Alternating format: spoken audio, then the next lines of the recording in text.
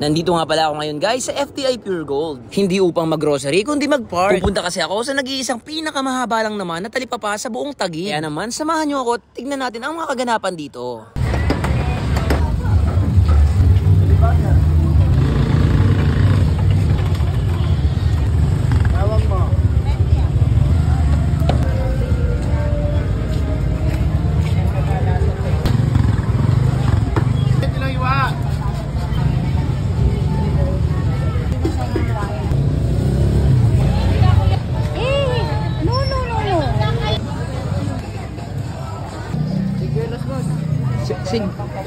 Singguelas, ayan.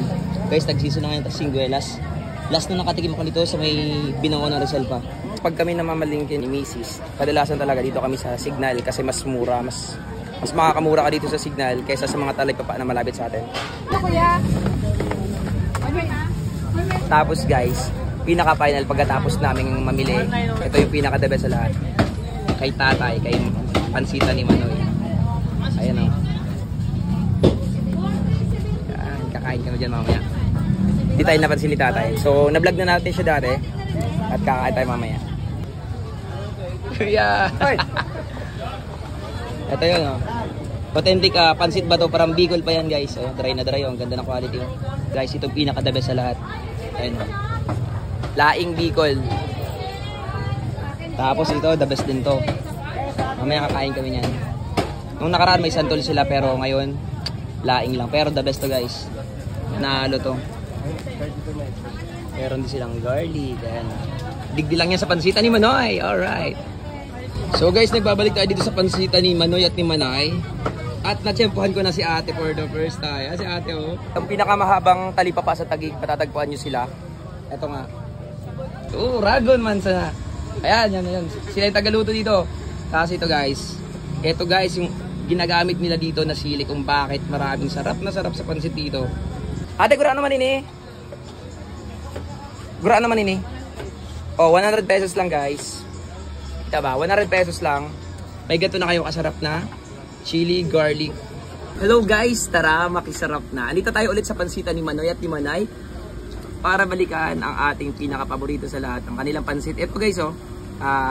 Kauri din siya ng pansit, original pansit ba ito from Bicol. This is only 37 pesos with egg na siya. Pero kung gusto mo nang walang egg, 25 pesos lang siya. At ito nga guys, 12 pesos lang. At kinagatan ng aning misis, kita nyo naman, siksik na siksik nila man, oh. Diba? Ngayon nga, tikman natin guys. Dahil napakasarap talaga dito kung ako sa inyo guys. Kung nakapanood nyo yung vlog, at malapit lang kayo dito, puntahan nyo na. Grabe. Mangkupas. Mayong kupas, dahil nakupas sila sa. Okay, so, yung suka nila dito, panalo talaga, perfect. Lalo pag yung kakahango lang. Ayan ah. Nakaka-addict. Tsaka, yung kanina pinagmamalaki ko sa inyo na chili garlic nila, nakakaiba. Ito yun guys, oh. Kung naku-curious kayo, subukan nyo, 100 pesos lang yun, isang bote na agad. Diba? Authentic Bicolano, pure Bicolano nagluto guys.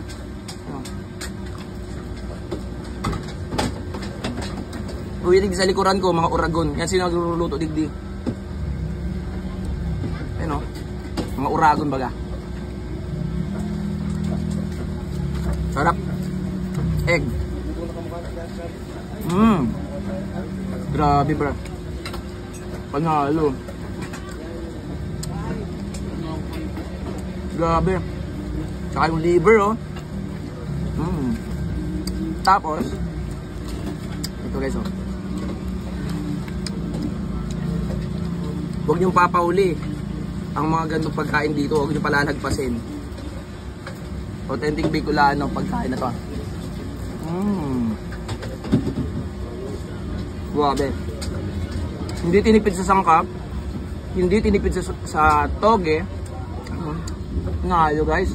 Kaya guys, ano pang hinihintay nyo? Tara. Ang sarap na.